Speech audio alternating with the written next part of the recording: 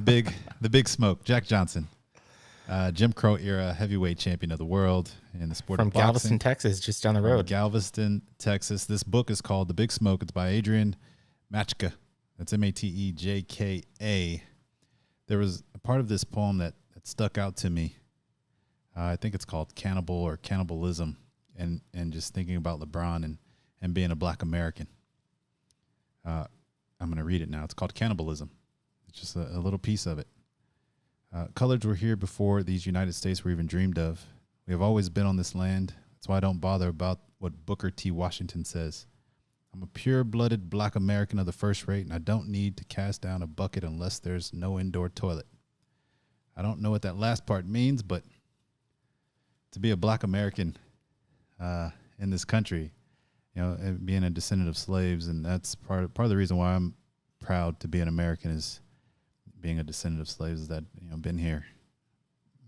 My folks have been here for a while. So I instead of turning my back on that flag, I grab that flag and take ownership of it. Right? This is my country.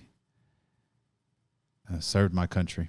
Why is that your approach? Because I know in the last year, there's been a lot of people outraged with this country. Whether it's police brutality, whether it's, racism in this country.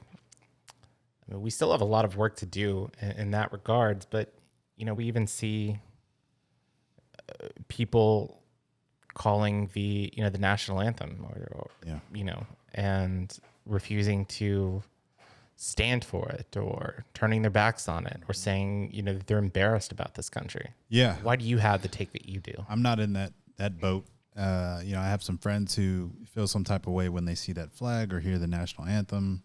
And for me, it's more about taking ownership and understanding that this country is a baby.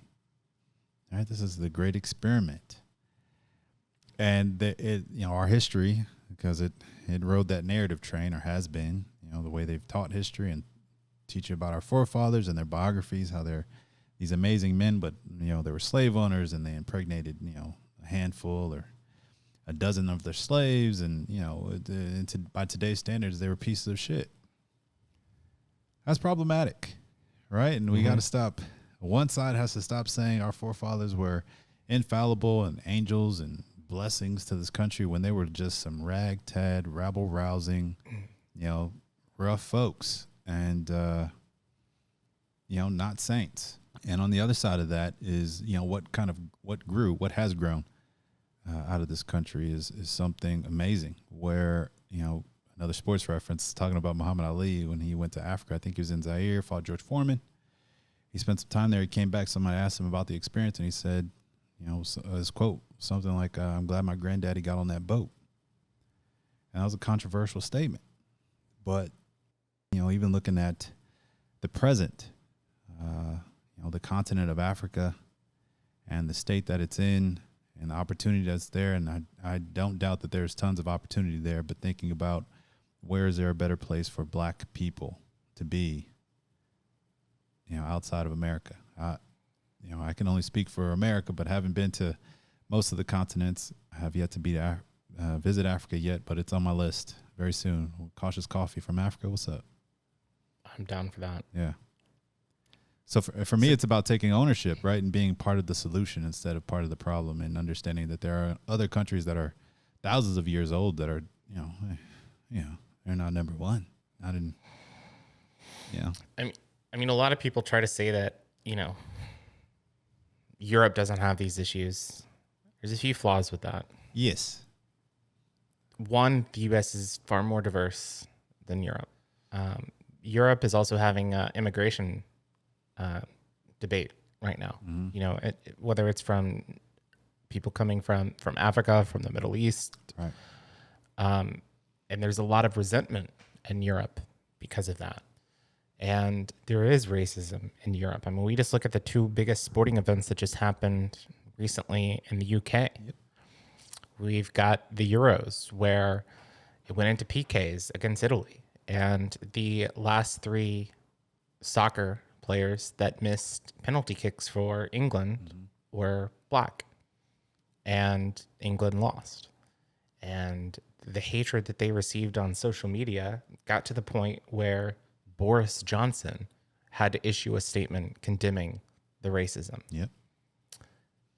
A week and a half later, Lewis Hamilton, who is a Formula One driver Love that for guy. Mercedes, Made 62 million, 55 million last year base salary. yeah, amazing guy, a huge advocate for social issues. He wins, the British Grand Prix. Yep. And again, huge win. Gets him back in the standings with Max Verstappen, and he takes hate and racism on social media. So these issues aren't just happening here in the United States, like a lot of people want you to believe. Yep. They're happening all over the world. Everywhere you go. China, it's happening. Yep. It's not happening against blacks. It's happening against Uyghurs. There's racism exists, discrimination exists. Even in Africa. Even in Africa. Exactly. Blacks on blacks. Between tribes, Hutus and Tutsis. Yeah. I mean, it's part of the human it's condition. everywhere. It's part of the human condition, right? And we politicize it. We sensationalize it. Instead of having dialogue about it, we want to debate about it. And instead of driving forward. So for me, it's all about picking up these colors, grabbing that flag, taking ownership of it, and shaping it, right? Being part of the solution. I'm not going to, as far as I'm concerned, you're here in this country trying to make a better life for yourself. You are my brother or you are my sister.